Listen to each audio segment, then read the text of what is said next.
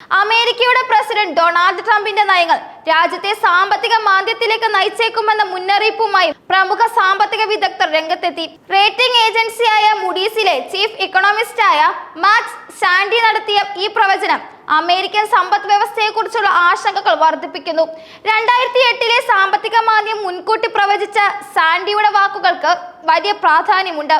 Mark Sandy പറയുന്നത് രാജ്യത്തെ GDPയുടെ 1/3 സംഭാവന ചെയ്യുന്ന സംസ്ഥാനങ്ങളുടെ സമ്പദ് വ്യവസ്ഥ താഴേക്കാണ് പോകുന്നു എന്നാണ്. മറ്റു സംസ്ഥാനങ്ങളും ഇതേ പാതയിലാണെന്നും അദ്ദേഹം മുന്നറിയിപ്പ് നൽകി. ഈ പ്രതിസന്ധി എല്ലാ അമേരിക്കക്കാരെയും ബാധിക്കും. സാധനങ്ങൾക്ക് വില ഉയരും, തൊഴിൽ സ്ഥിരത നഷ്ടപ്പെടും, രാജ്യത്തെ വിലക്കയറ്റം അവഗണിക്കാനാകാത്ത തരത്തിലേക്ക് ഉയർന്നുകൊണ്ടിരിക്കുകയാണെന്നും അദ്ദേഹം കൂട്ടിച്ചേർത്തു. ട്രംപിന്റെ താരിഫ് നയങ്ങൾ കാരണം അമേരിക്കൻ വിപണിയിൽ ഇതിനോടകം തന്നെ വലിയ വിലക്കയറ്റം ഉണ്ടായിട്ടുണ്ട്. നിലവിൽ 2.7% വാർഷിക പണപ്പെരുപ്പ നിരക്ക് അടുത്ത ഒരു വർഷത്തിനുള്ളിൽ ഏകദേശം 4% ഉയരുമെന്ന് സാൻഡി പ്രവചിക്കുന്നു. ഇത് ഉപഭോക്താക്കളുടെ വാങ്ങൽ ശേഷി കുറയ്ക്കും. ഇതിനു പുറമെ തൊഴിൽ മേഖലയിൽ അവസരങ്ങൾ കുറയുന്നതും ആശങ്കപ്പെടുത്തുന്നതാണ്. US bureau of labour statistics May June മാസങ്ങളിലെ തൊഴിൽ എസ്റ്റിമേറ്റുകൾ 2,58,000 കുറച്ചിട്ടുണ്ട്. 2020 മഹാമാരി കാരണം ഉണ്ടായ സാമ്പത്തിക മാന്ദ്യത്തിനു ശേഷം ഏറ്റവും കുറഞ്ഞ 3 മാസത്തെ റിക്രൂട്ട്മെന്റ് നിരക്കാണ് ഇപ്പോൾ രേഖപ്പെടുത്തിയിരിക്കുന്നത്. 2025 ശരാശരി പ്രതിമാസ തൊഴിൽ വർധന 85,000 ആയി കുറഞ്ഞുമെന്നും ഇത് മഹാമാരിക്ക് മുമ്പുള്ള ശരാശരിയായ 1,75,000 നിന്ന് വളരെ താഴെയാണെന്നും റിപ്പോർട്ടുകൾ പറയുന്നു.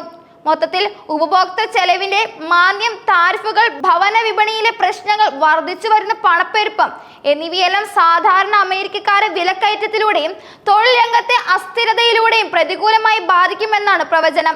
2008-9 സാമ്പത്തിക പ്രതിസന്ധിക്ക് ശേഷം ഉപഭോക്തൃ ചെലവിൽ ഏറ്റവും ദുർബലമായ വളർച്ചയാണ് ഇപ്പോൾ കാണുന്നത്. ആളുകൾ പണം ചെലവഴിക്കുന്നതിൽ പിന്നോട്ട് പോകുമ്പോൾ കമ്പനികളുടെ വരുമാനം കുറയുകയും അത് സാമ്പത്തിക പ്രതിസന്ധിയിലേക്ക് കാരണമാവുകയും ചെയ്യും. ഭവന വിപണിയിലെ തുടർച്ചയായ പ്രശ്നങ്ങളും ഇതൊരു ആശങ്കയാണ്. ഇത് വീടുകൾ വാങ്ങുന്നവരെയും വിൽക്കുന്നവരെയും ഒരുപോലെ ബാധിക്കും. വാഷിംഗ്ടൺ DC പോലുള്ള ചില പ്രദേശങ്ങളിൽ സർക്കാർ ജോലികൾ വെട്ടിക്കുറിച്ചാണ് സാമ്പത്തിക പ്രശ്നങ്ങൾക്ക് ഒരു കാരണമാകുന്നത്. ഇത് സർക്കാർ മേഖലയിൽ ജോലി ചെയ്യുന്ന വ്യക്തികളെ നേരിട്ടാണ് ബാധിക്കുന്നത്. പ്രതിസന്ധിയിലും കാലിഫോർണിയ, ന്യൂയോർക്ക് പോലുള്ള വലിയ സമ്പദ് വ്യവസ്ഥയുള്ള സംസ്ഥാനങ്ങൾ പിടിച്ചു നിൽക്കുന്നുണ്ടെങ്കിലും നിരവധി സംസ്ഥാനങ്ങൾ ദുർബലമായ അവസ്ഥയിലാണെന്നാണ് മുന്നറിയിപ്പ്. വയോമിംഗ്, മൊണ്ടാന, മിനസോട്ട തുടങ്ങിയ സംസ്ഥാനങ്ങൾ മന്ദ്യത്തിന്റെ വക്കിലാണെന്ന് ഈ റിപ്പോർട്ടുകൾ.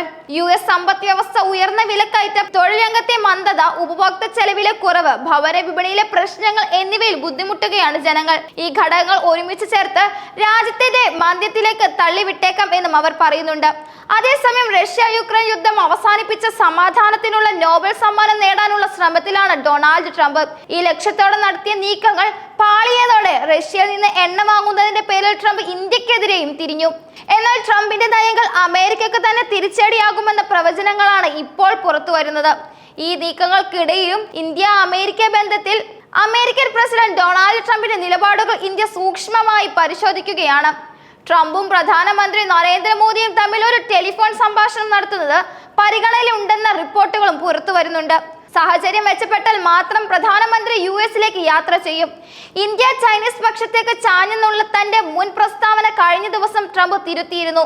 മോദിയുമായി എനിക്ക് നല്ല ബന്ധമാണ്. മോദി മഹാനായ നേതാവാണ്, മഹാനായ പ്രധാനമന്ത്രിയാണ്. ഇപ്പോൾ അദ്ദേഹം ചെയ്യുന്നതിനോട് യോജിപ്പില്ല. എന്നാൽ ഇന്ത്യക്കും അമേരിക്കയ്ക്കും ഇടയിൽ സവിശേഷ ബന്ധമുണ്ട്. ഇതൊക്കെ പരിഹരിക്കും, ആശങ്ക വേണ്ട എന്നായിരുന്നു ട്രംപിന്റെ വാക്കുകൾ. ഇതിനെ നരേന്ദ്രമോദി സ്വാഗതം ചെയ്തതോടെ ഇരു രാജ്യങ്ങൾക്കും ഇടയിൽ മഞ്ഞുരുകാനുള്ള സാധ്യതയും കൂടിയിട്ടുണ്ട്. അമേരിക്കയുമായുള്ള ആശയവിനിമയം നടക്കുന്നുണ്ടെന്ന് വിദേശകാര്യമന്ത്രി S ജയശങ്കറും വ്യക്തമാക്കി. ട്രംപ് ഇതേ നിലപാട് തുടർന്നാൽ പ്രധാനമന്ത്രിയുടെ അമേരിക്കൻ സന്ദർശനം നടന്നേക്കുമെന്നും സർക്കാർ വൃത്തങ്ങൾ പറയുന്നു. ഇന്ത്യക്ക് ഇരട്ടത്തീരുവ, യുക്രൈൻ യുദ്ധം നടത്തുന്നത് മോദിയാണെന്ന വിമർശനം, ഇന്ത്യ-ചൈന ബന്ധത്തിൽ പരിഹാസം എന്നിങ്ങനെയുള്ള കടുത്ത നിലപാടുകൾക്ക് ശേഷമാണ് ഡൊണാൾഡ് ട്രംപ് ഈ നിലപാട് മയപ്പെടുത്തിയത്. ഇത് അമേരിക്കയുടെ രാഷ്ട്രീയ സാമ്പത്തിക സാഹചര്യങ്ങളുമായി ബന്ധപ്പെട്ട ഒരു തന്ത്രപരമായ നീക്കമാണ് എന്ന് സംശയിക്കേണ്ടിയിരിക്കുന്നു. അതേസമയം നയതന്ത്രപരമായ ബന്ധങ്ങൾ പുനഃസ്ഥാപിക്കാൻ ഇന്ത്യയും സന്നദ്ധമാണ് എന്ന് സൂചിപ്പിക്കുന്ന സംഭവങ്ങളും പുറത്തു വരുന്നുണ്ട്. ട്രംപിന്റെ സാമ്പത്തിക നയങ്ങൾ അമേരിക്കൻ സമ്പദ് വ്യവസ്ഥയെ എങ്ങനെ ബാധിക്കുമെന്നും ഇന്ത്യ-അമേരിക്ക ബന്ധം എങ്ങനെ മുന്നോട്ട് പോകുമെന്നും ഉറ്റുനോക്കുകയാണ് ലോകം.